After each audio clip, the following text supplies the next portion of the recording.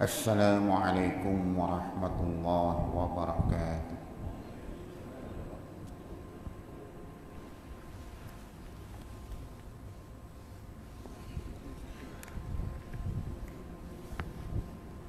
Alhamdulillah nahmaduhu wa nasta'inuhu wa nastaghfiruh.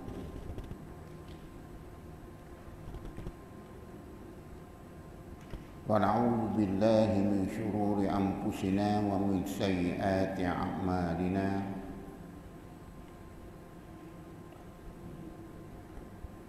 Man yahdihillahu fala mudilla lahu wa man yudlil fala hadiya lahu. Asyhadu an la ilaha illallah wahdahu la syarika lahu wa asyhadu anna Muhammadan abduhu wa rasuluh. Allahumma shalli wa sallim ala sayyidina Muhammad wa ala alihi wa ashabihi ajma'in. Allahumma shrah li sadri wa yassir li amri wahlul 'uqdatam min lisani yafqahu qawli. Allahumma barik lana fil maut wa fima ba'dal maut. Allahumma barik lana fil maut wa fima ba'dal maut. Allahumma barik lana fil maut wa fima ba'dal maut. Amma ba'd. Tuan-tuan dan puan-puan para jemaah yang dirahmati Allah sekalian,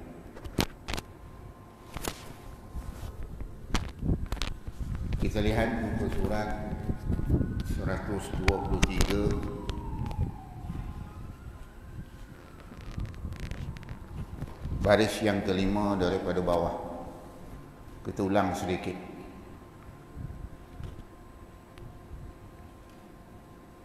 Dalam tajuk Faslun fi Ahkamil Bi'anah, satu fasal pada membicarakan hukum mengupah.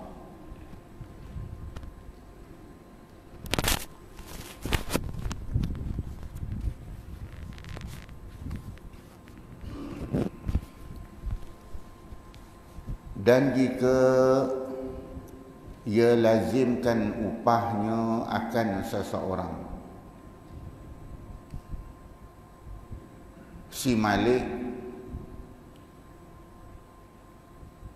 tuan yang punya harta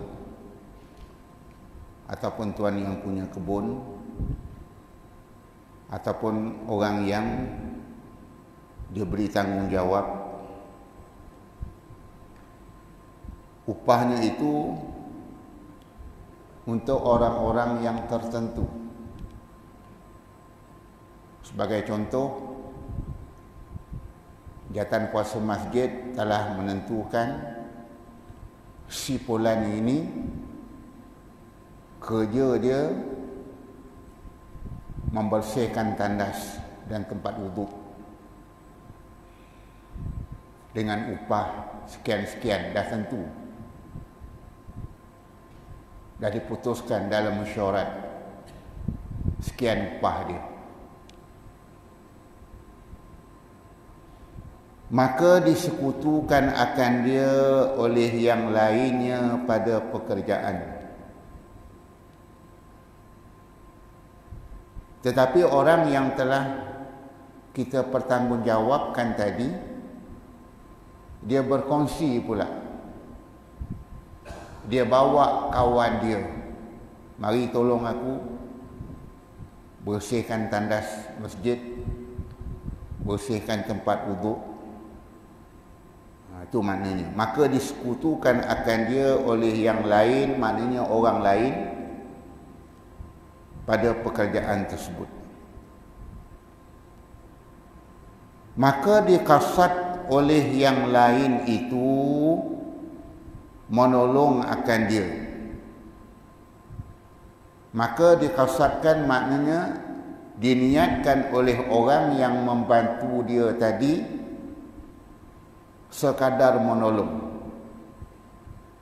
Dalam erti kata, dia tidak boleh menuntut upah. Sebab upah kita dah tentukan kepada seseorang. Tiba-tiba dia ajak kawan dia sama untuk tolong dia. Maka kawan dia ini tadi, segi hukum, dia tidak boleh menuntut upah.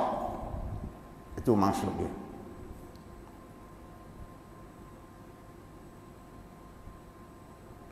Maka sekalian upah tadi bagi orang yang ditentukan akan dia jual. Maknanya beri kepada si A tadi. Jawatan kuasa tak boleh nak agihkan sebahagian kepada orang yang membantu si fulan tadi. Katakanlah 200 upah membersihkan tandas, maka RM200 ini hendaklah diberi secara mutlak kepada orang yang telah kita tentukan tadi. Tak boleh diberi kepada rakan dia tadi. Itu hukum.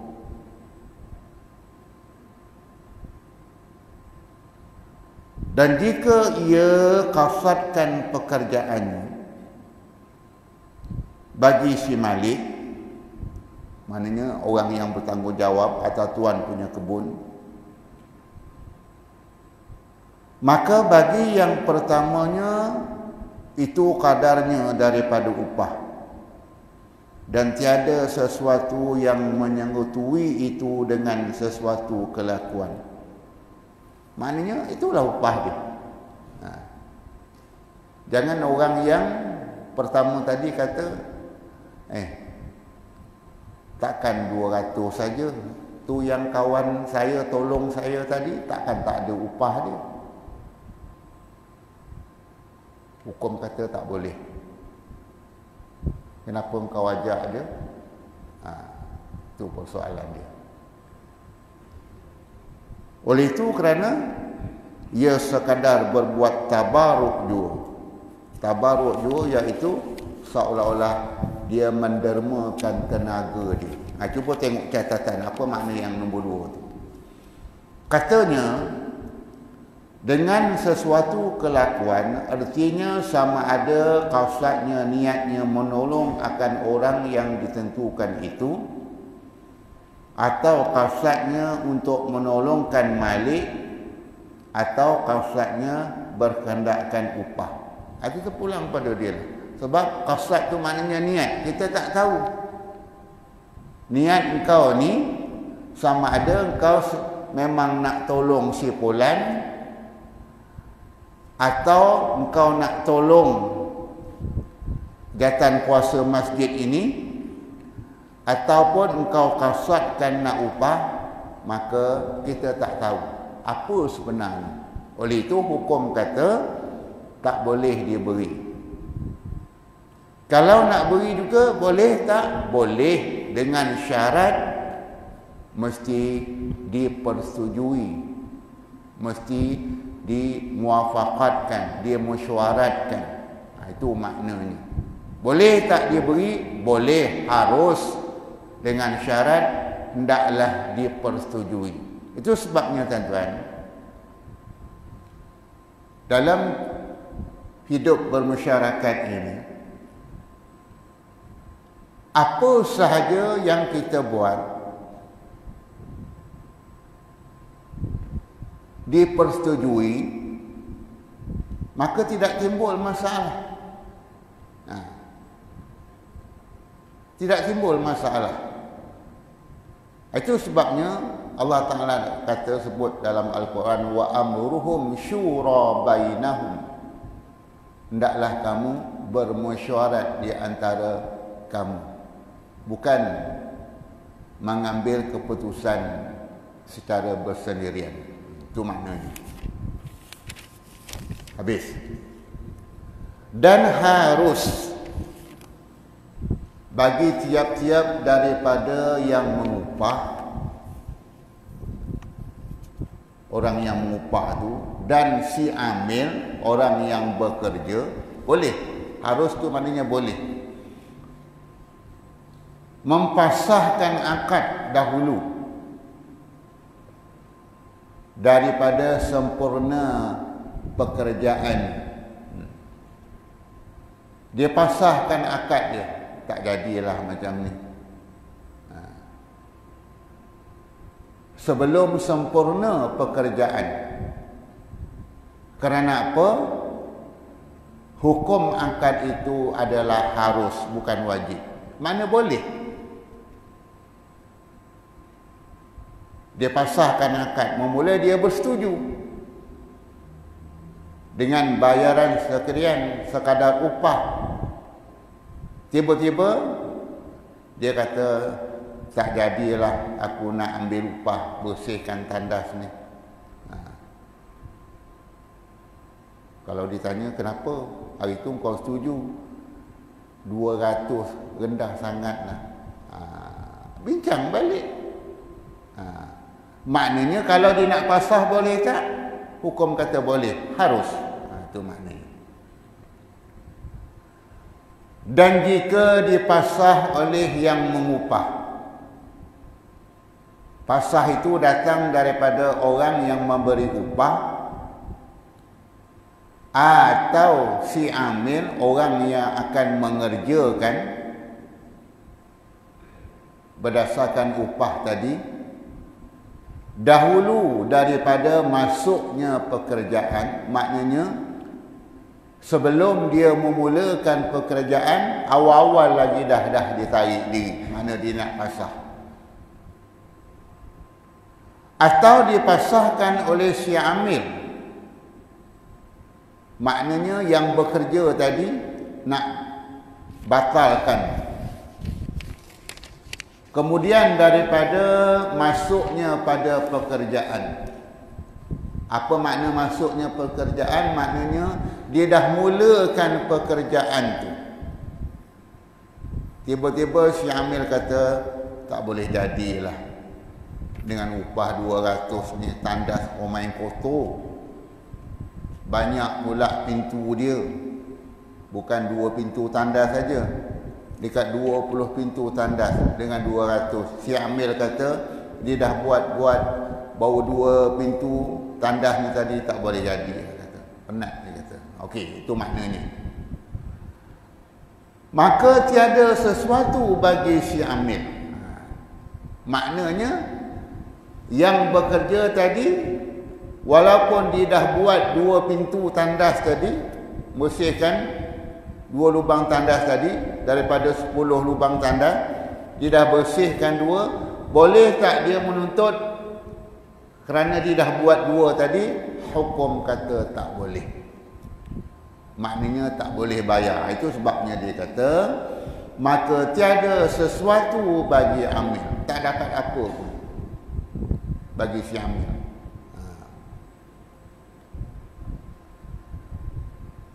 Dan jika dipasah pula oleh si malik, tuan punya kebun, ataupun orang yang diberi tanggungjawab memasahkan, kemudian ini selepas daripada sudah masuk si amil pada pekerjaannya, sedangkan si amil tadi yang bekerja tadi dah buat sebahagian daripada kerja-kerja tersebut,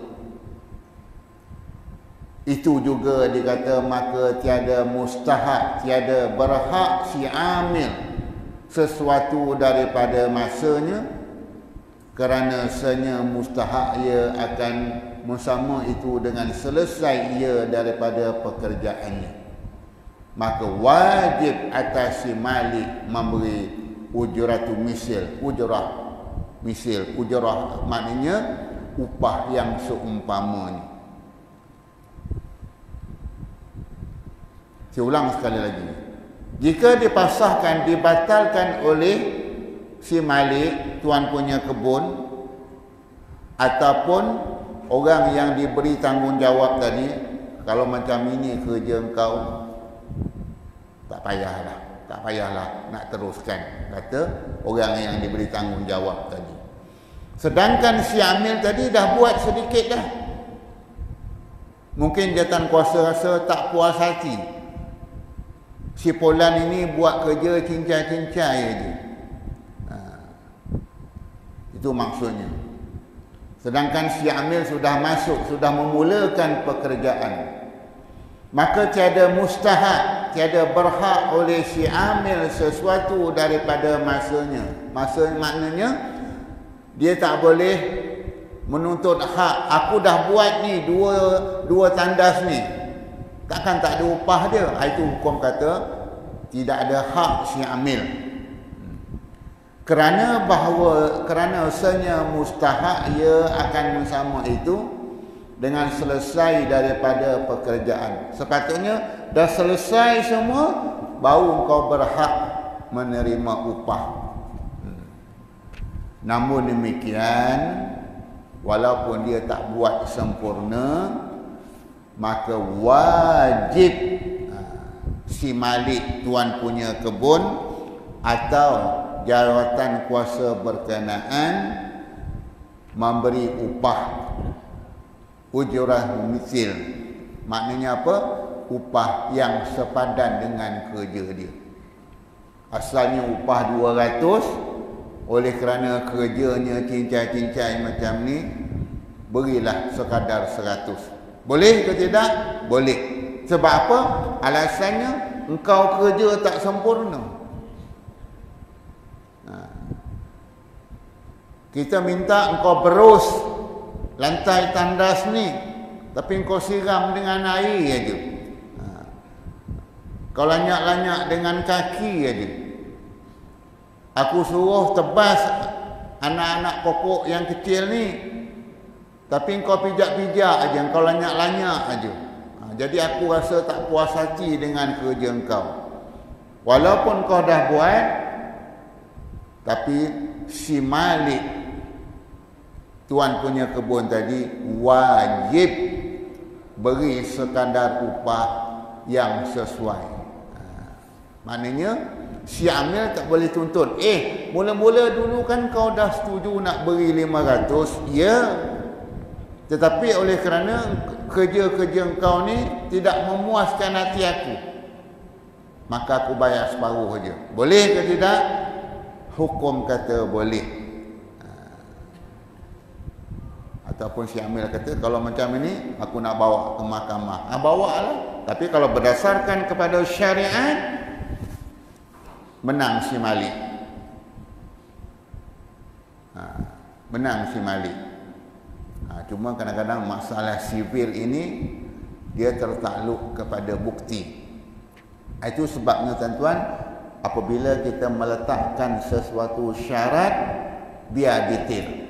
Sedangkan syarat tadi dia kata, kebun ini aku minta engkau kerjakan dengan harga 500. Syaratnya macam tu aja. Tidak didetailkan apa syaratnya, mestilah dipotong sampai putus. Syarat tu tak ada. Si amil tadi buat aja.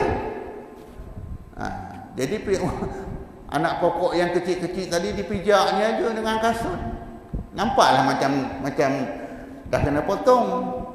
Tapi kalau bawa kepada mahkamah sivil kata cuba tengok, kan dah patah semua. Tapi mahkamah syariah kata begini. Tengok tuan-tuan, mana yang cantik. Itu sebabnya kena detail. Kalau kita tak mau berlaku pertikaian. Begitu juga dalam masyarakat kita, tuan-tuan. Selalu saya sebut di mana-mana. Kadang-kadang kita merasakan pada pemikiran kita itulah yang terbaik. Sebagai contoh, pembahagian harta pusaka diberi sama rata, itu yang terbaik. Salah. Yang terbaik ikut dahulu hukum faraid. Lizzakari mislu hazzil unsayain, kata Allah. Bagi lelaki itu 2 bahagian. Itu hukum Allah. Itu yang terbaik. Jangan kita kata kan beri sama rata lebih baik daripada ikut hukum faraid, salah. Seolah-olah dia lebih hebat daripada Allah untuk menentukan dalam pembahagian harta. Allah Ta'ala kata pegang kepada faraid. Lepas tu boleh tak nak dirombak, nak diberi sama rata? Boleh. Ini yang dikatakan ada rukhsah dalam Islam. Ada diberi kelonggaran. Boleh diberi sama rata. Syarat pertama akur dahulu. Ini kehendak faraid. Lelaki 2 bahagian, perempuan 1 bahagian. Dah diberi semua. Si abang kata kita rombaklah balik. Kita adik-beradik pun bukan ramai. Kita bagi sama rata lah. Engkau ambil separuh, aku ambil separuh. Boleh. Atau si abang kata engkau ambil lah semua ni. Abang tak payahlah. Abang dah ada rezeki lain.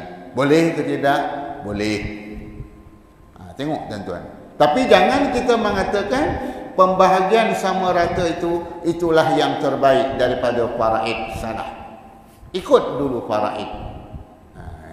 Kerana apa? Lizzakari mislu hazil unsain, lelaki 2 bahagian, perempuan 1 bahagian. Kerana lelaki itu menanggung, perempuan itu ditanggung. Itu sebabnya anak lelaki walaupun dia dah ada anak, dia dah ada cucu, dia dah ada cicit, tapi mak ayah dia masih ada, wajib dia menanggung mak ayah dia. Termasuk adik-beradik perempuan dia yang belum berkahwin. Di bawah tanggungjawab sebab dia sebagai wali dia. Jangan main-main anak lelaki. Anak perempuan boleh tak? Kalau ni nak bantu tak ada masalah. Tapi kewajipan terletak kepada anak lelaki. Itu sebabnya tuan-tuan dalam masyarakat kita sekarang, Allah. Mengapa dan kenapa? Ini dalam masyarakat, cuba kita fikirkan. Orang tua kita dia suka duduk dengan anak perempuan. Pada adatnya lah daripada anak lelaki. Kerana dia tahu anak perempuan tu anak dia. Yang lelaki menantu tak berapa kisah sangat, tak ada berkira sangat katanya. Tapi kalau menantu perempuan, Masya Allah, kadang-kadang anak kita yang lelaki nak hadiahkan kepada ibu dia begini, nak hadiahkan kepada bapa dia sempena hari bapa, sempena hari ibu. Kadang-kadang berkata menantu perempuan, awak belikan dia dah tua dah, dia tak nak pakai dah. Orang tua tak nak lagi dah. Tengok, siapa kata? Menantu perempuan kata. Anak lelaki tak kisah. Begitu juga menantu lelaki. Kata dalam masyarakat. Itu kebiasaannya. Ramai segelintir orang tua-tua dia suka duduk dengan anak perempuan. Jarang nak duduk dengan anak lelaki. Tapi kalau sebaiknya anak lelaki lah yang bertanggungjawab memelihara, menanggung perbelanjaan mak ayah dia kalau masih hidup. Tapi mengapa dan kenapa tuan-tuan hari ini ramai di rumah orang tua-tua dihantar mak ayah dia ke sana? Allah. Didiklah anak-anak kita tuan-tuan. Kerana apa? Nabi dah sebut. Kita berhenti kejap, ambil ni. Kita fikirkan bersama-sama. Apa kata Nabi tuan-tuan? Innal mayyita ya'rifu man yaghsaluhu wa yahmiluhu wa man yakfanuhu wa man badlaihi fi hafuratihi wa man badlaihi fi hafuratihi. Nabi kata tuan-tuan, bahwasanya orang yang mati itu mengetahui ia orang yang mati akan orang yang memandikan dia, orang yang mengusung jenazah dia, orang yang mengkapankan dia, dan juga orang yang menurunkan jasadnya ke dalam liang lahat. Allah, ini Nabi kata tuan-tuan. Mayat yang terbujur kaku tadi tuan-tuan, dia tahu siapa yang memandikan dia, siapa yang mengkapankan dia, siapa yang mengimamkan sembahyang, siapa yang menanggung mengusung jenazah dia, siapa yang memasukkan jasad dia ke liang lahat. Dia tahu. Nabi kata. Itu sebabnya didiklah anak kita kalau boleh, yang memandikan, yang mengkapankan, yang mengimamkan sembahyang, yang mengusung jenazah, yang memasukkan jenazah ke liang lahat, biarlah ahli waris kita. Ahli waris yang terdekat. Siapa? Anak-anak kita. Sebab Nabi dah kata, walaupun mayat ini terbujur kaku, matanya pejam, tapi dia tahu mana anak aku. Mengapa anak aku tidak memandikan jenazah? Mengapa anak aku tidak mengkapankan jenazah aku? Mengapa anak aku tidak mengimamkan sembahyang jenazah? Mengapa anak aku tidak menanggung, memikul jenazah aku? Mengapa anak aku tidak memasukkan jenazah aku ke liang lahat? Dia tahu, tuan-tuan. Itu sebabnya jangan anak-anak kita semasa kita hidup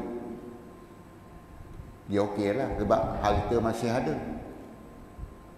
Tiba-tiba harta dah habis, dia hantar ke rumah orang tua-tua. Waliyahzubillah. Didiklah anak-anak kita. Sebab Nabi dah kata, arwah mak ayah ni pandang. Walaupun mata dia pejam, begitu juga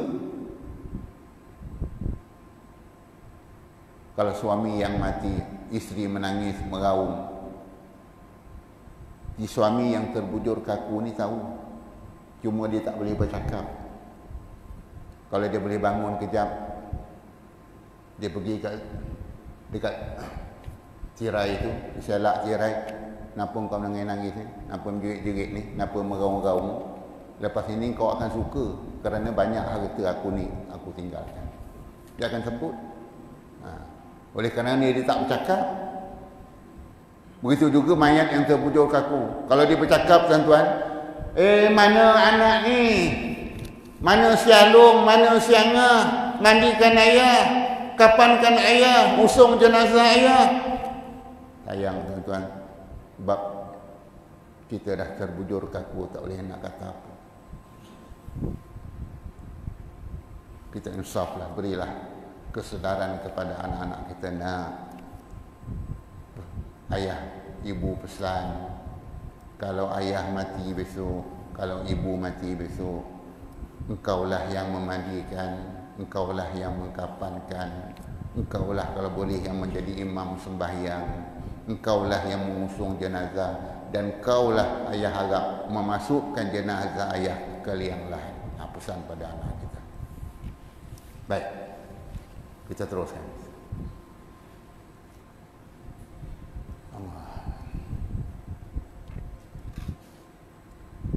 Dan jika mati hamba sahaya, dan jika mati sahaya yang lari tadi, hamba saya yang lari tadi, ada kisah yang kita dah baca minggu lepas. Tolong cari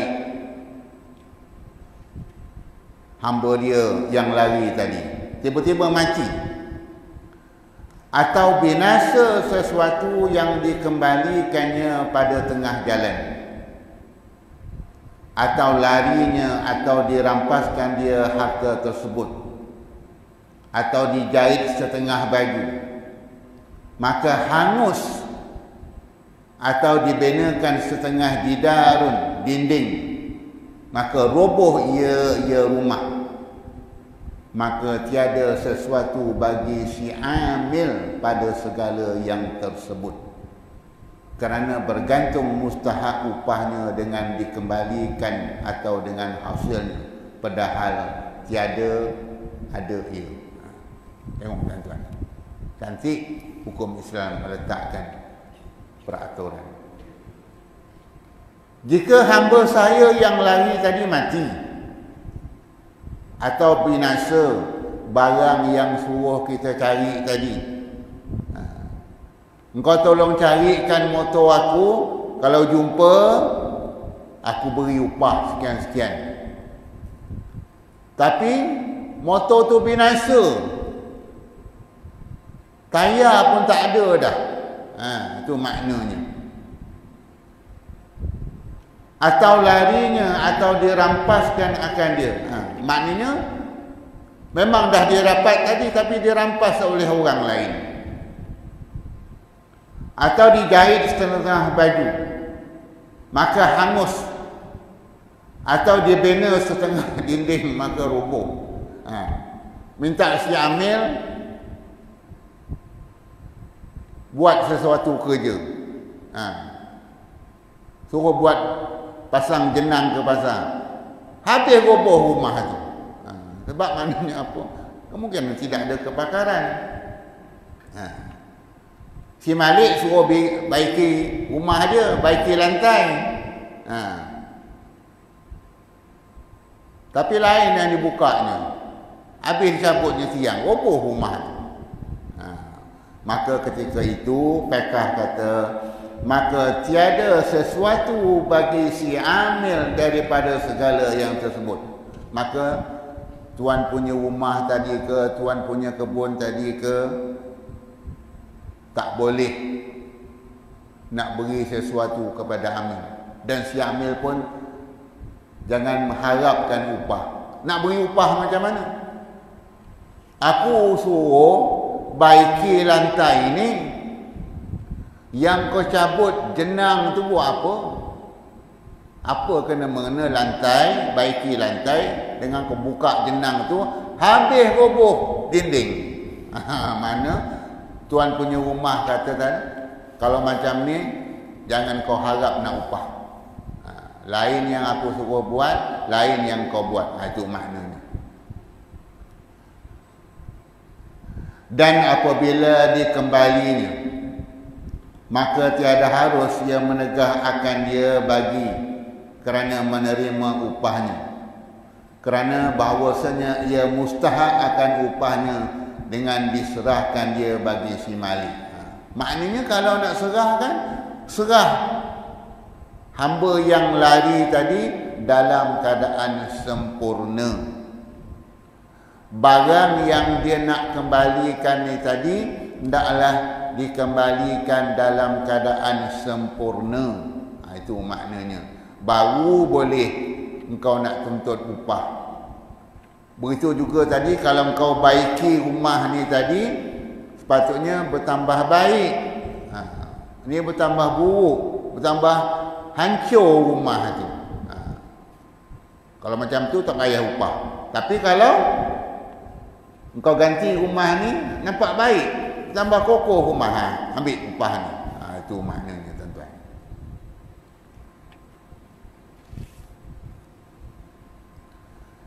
Dan dibenarkan si malik tuan punya harta dengan bersumpah apabila engkar ia si amil akan syarat upah ni, atau akan perkayaan si amil pada mengembalikan. Maknanya tuan punya kebun, tuan punya milik hamba sahaya tadi boleh bersumpah, wallahi wabillahi watallahi, sesungguhnya hamba sahaya aku ni semasa dia lari dulu dalam keadaan sihat walafiat, tidak ada cedera-cedera. Tapi mengapa bila engkau pulangkan ni, mata buta sebelah, tangan cepak sebelah, kenapa jadi macam tu? Oleh itu, tuan punya malik, tuan punya harta bersumpah dahulu. Hamba aku begini-begini, kebun aku begini-begini. Sebelum kau bersihkan kebun aku, buah durian aku ni elok, pokok durian aku ni elok. Tapi lepas kau bersihkan, habis pokok durian aku mati. Sampai macam tu. Takut si Amil tadi curah ni racun. Dia marah, dia nak marah. Dia nak cepat kerja supaya pokok-pokok ni mati. Yang ditebas tadi mati, dia curah ni racun. Itu maknanya. Maka tuan punya milik boleh bersumpah. Baik. Dan jika bersalah-salahan antara si malik dengan si amil pada kadar upah, berbantah-bantah. Si malik kata upah dia ni lah dia 500. Si amil kata mana pula? Kan kau kata dulu 700. Mula dia berbantah-bantah pada kadar upah atau pada jenisnya. Dulu barang yang hilang ini dia, ataupun hamba sahayaku yang lari dulu rupanya begini-begini. Mengapa pula engkau bawa hamba saya pula? Kau kata ini hamba saya aku punya yang telah engkau jumpa, tiba-tiba jadi lain. Dulu dia betul perempuan, kenapa jadi pondan pula? Itu maknanya. Jadi berubah. Atau kadar pekerjaan kemudian daripada selesai. Demikian lagi selepas masuk daripada kerja-kerja, maka hendaklah bersumpah kedua-duanya. Dan bagi orang yang mengerjakan tadi, hendaklah kena beri juga upah ujrah misil. Maknanya tuan punya milik kebun pun bersumpah begini, namun demikian bukanlah kadar yang 500 tadi. Apabila dia dah bersumpah, maka berapa kadar yang nak dia beri, bagilah kadar mengikut apa yang dia buat. Itu dia katakan ujratul misil, upah yang seumpamanya. Kalau harga asal tadi 500, mungkinlah dia beri 300. Bagi tak? Bagi, kena bagi. Jangan kosong terus. Jangan si malik kata sesen pun jangan kau harap. Jangan, tuan-tuan. Itu sebagai satu penginayaan. Upah berilah. Walaupun tadi anak-anak kayu tu bila kita cek tak putus pun ditebasnya, hanya dilanyak-lanyaknya aja. Tapi oleh kerana dia buat kerja macam tu, berilah upah sekadar yang layak dia melanyak pokok tu. Berilah. Kalau 500 tadi, berilah 300. Janganlah kita hampakan langsung. Kalau macam ni kita kata, jangan kau harap sesen pun aku tak bayar. Janganlah, tuan-tuan. Kita khianat orang. Itu pekah kata, berilah ujrahu misil, kadar upah yang sepadan dengan kerja dia. Baik. Kita ambil sedikit lagi. Faslun fi ahkamil mukhabarah. Ini suatu fasal pada menyatakan hukum mukhabarah. Maka tidak sah mukhabarah. Apa makna mukhabarah? Iaitu dipawah. Kalau bahasa yang mudah sekarang, dipajak. Dipajak akan tanah, akan bumi dengan setengah barang yang hasil daripadanya orang yang nak pajak tadi, dan benihnya daripada si amil. Tengok, dia nak pajak sawah, dia nak pajak bendang tu. Maknanya di bawah tu, maknanya dia nak pajak bendang ni. Tetapi Benih disediakan oleh orang yang nak bekerja, si amil tadi. Boleh ke tidak? Tak boleh. Itu maknanya. Itu dia kata tidak sah. Dipawah akan bumi, akan tanah dengan setengah barang yang hasil daripadanya, yakni orang yang nak memajak tadi. Kemudian benih padi tadi datang daripada orang yang nak mengerjakan. Boleh tak? Hukum fiqh kata tak boleh. Dan begitu juga tidak sah pula muzara'ah, bertani, dan juga iaitu berpawah, pajak memajak seperti yang tersebut. Maknanya benih tu daripada si Malik pun, mana dia akas pun tidak sah. Baik. Bermula jalan hilah. Hilah tu mana? Jalan penyelesaian. Tengok dalam Islam ada penyelesaiannya, cuma kita tak rujuk. Islam kata ada penyelesaiannya. Boleh tak engkau nak pajak? Boleh. Macam kita nak pajak buah dusun durian, kita nak pajak apa nama buah yang mahal tu, buah binjai. Kalau kita nak pajak pokok binjai ini, tengok baru berbunga, baru berputik, boleh tak kita pajak? Hukum kata tidak sah. Belum tentu bunga tadi boleh kembang menjadi putik, putik boleh besar menjadi buah dan mendatangkan hasil. Tidak sah. Dan begitu juga nak pajak dusun durian, bau putik durian tu, belum tentu dia besar. Tiba-tiba datang musim panas, habis putik durian ni tadi luruh. Itu menjadi makna inaya. Dia hanya sah pajak memajak, pawah mempawah ni dah nampak hasilnya. Kalau nak pajak durian tu dah nampak besar dah, buah tu dah comel dah, baru kita pajak. Tapi dalam masyarakat kita ni tuan-tuan, oleh kerana ada perasaan kemungkinan kalau aku tak booking awal-awal nikah, orang lain booking. Ini masalahnya.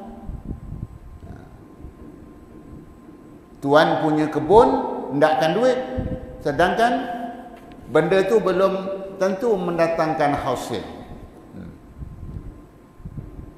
Orang yang nak memajak, nak mempawah, dia berfikir kalau aku tak booking, takut orang lain ambil. Sedangkan hukum kata tuan-tuan, antara A dengan si B dah berunding. Pokok binjai ni, dusun durian ni, saya nak pajak lah dengan harga sekian-sekian, tetapi bukan sekarang, sehingga dia dah nampak menghasilkan buah.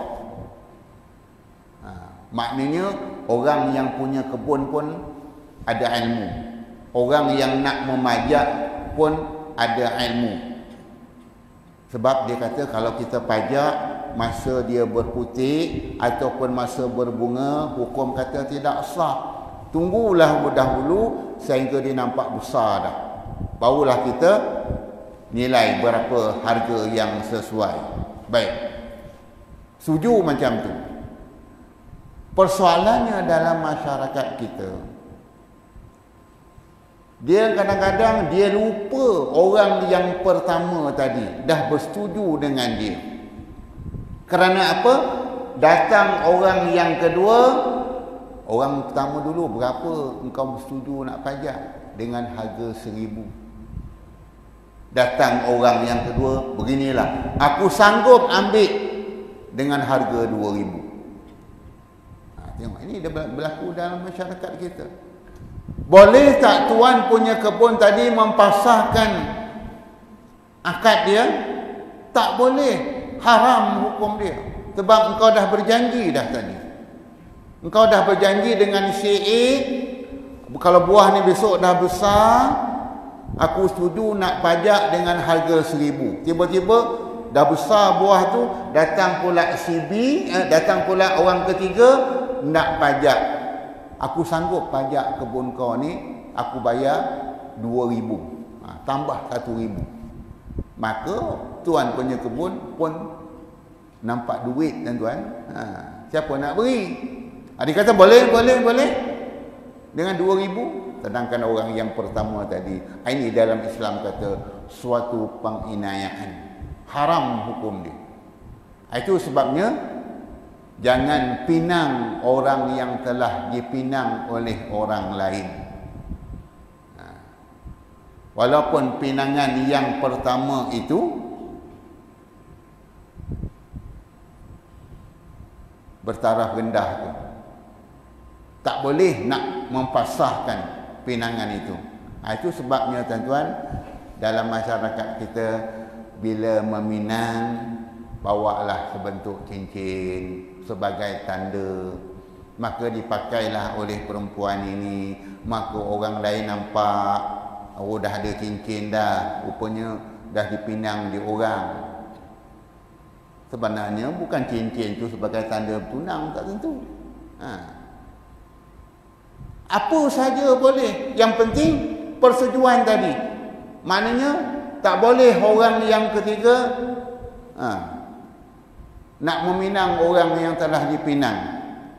Orang yang pertama tadi keadaannya orang biasa, hanya ada kata tolak aja. Sebab sebelum ni tak ada orang meminang, maka yang nak meminang tu orang yang ada kata tolak. Maka mak bapak pun terimalah kata tolak lah. Datang orang yang ketiga dengan Mercedes ni. Mak bapak dia kata, ini Mercedes, itu kata tolak. Jangan. Tak boleh nak batalkan. Cakap dengan anak, nak engkau batalkanlah, engkau putuskanlah tunangan. Seksa engkau besok. Nak pergi pasar malam, engkau naik kereta tolak, suami engkau tolak. Yang ini kau duduk je, menyandar je kat belakang. Mercedes, jangan. Hukum haram tuan-tuan. Baik. Sikit lagi nak cari tempat berhenti. Dan hasillah helah, yang ini penyelesaian itu dengan menjadikan buahnya hasilnya. Iaitu macam mana nak jadi hasil? Bagi si amil dan si malik pada mukhabarah, pada berbawah tadi, bahawa disewa oleh si malik setengah bumi dan setengah benih, dan setengah pekerjaan amil. Tengok, tuan punya nak pajak sawah tadi, aku akan pajak sawah ni, aku akan sediakan benih padi, engkau kerjakan. Itu yang dikatakan barulah hasil mukhabarah, pajak memajak tadi. Aku bayar sewa pajak ni, aku sediakan benih, engkau kerjakan. Itu baru boleh. Itu sebabnya dia kata bahawa jalan helah penyelesaian menjadikan buahnya, nak menghasilkannya, ialah bagi si amil dan si malik pada berpawah tadi, bahawa disewa oleh si malik setengah buminya dengan setengah benih, dan setengah pekerjaan tadi dilakukan oleh si amil, dan manfaat bina si amil dan segala alatnya, atau disewa oleh si malik akan setengah buminya dengan setengah benih dua, dan berbuat tabaruk si amil dengan pekerjaan dan segala manfaatnya, maka jadilah buahnya itu bersekutu, berkongsi antara keduanya setengah seorang, dan tiada lazim ujrah bagi salah seorang atas taulan. Maknanya besok hasil bagi dua. Tengok cantiknya Islam. Kalau aku bayar sewanya, sewa pajak ni, aku sediakan benih setengahnya, engkau sediakan setengahnya. Engkau kerjakan, kita sama-sama buat. maka hasilnya besok beri 2. Baru cantik Islam, tuan-tuan. Dan sikit lagi. Dan jalan menjadikan buahnya juga bagi kedua-duanya pada muzaraah pertanian. Ini bertani pula. Macam mana?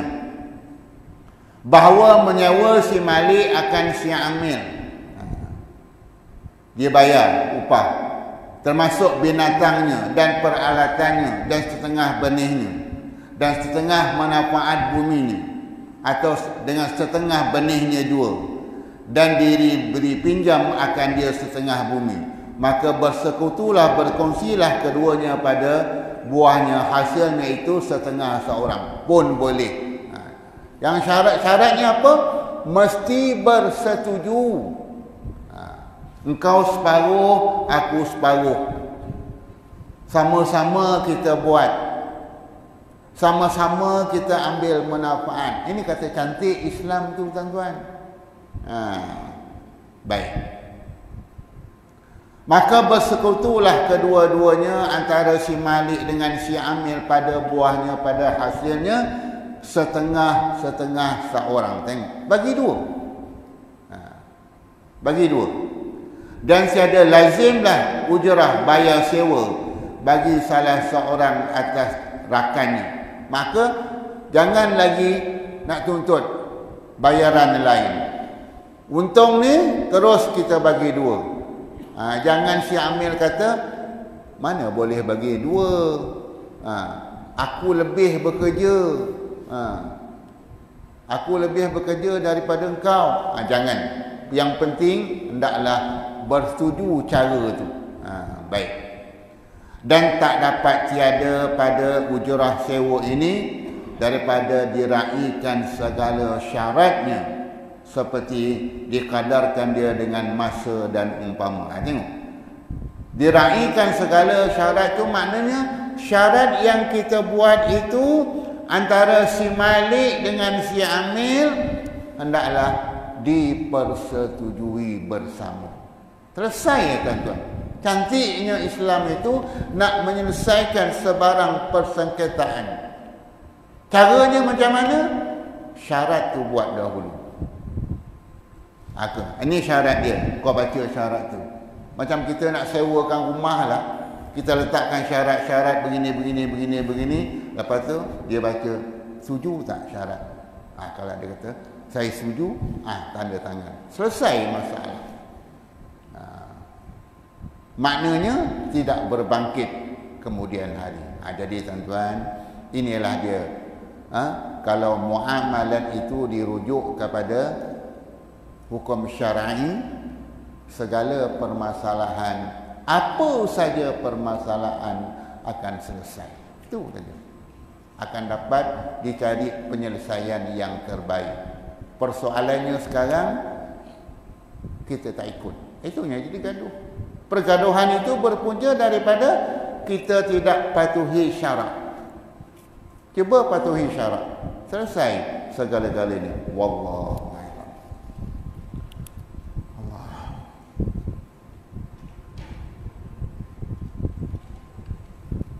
Bismillahirrahmanirrahim. Alhamdulillahirabbil alamin. Wassalatu wassalamu ala sayyidina Muhammadin wa ala alihi wa ashabihi ajma'in. Allahumma ja'al jam'ana hadza jam'an marhuma wa tafarruqana min ba'dihi tafarruqan ma'suma. Allahumma ighfir lana khati'atina wa jahlina fi amrina wa ma anta a'lamu bihi minna. Wa sallallahu ala sayyidina Muhammadin wa ala alihi wa sahbihi ajma'in walhamdulillahi rabbil alamin. Subhanakallah.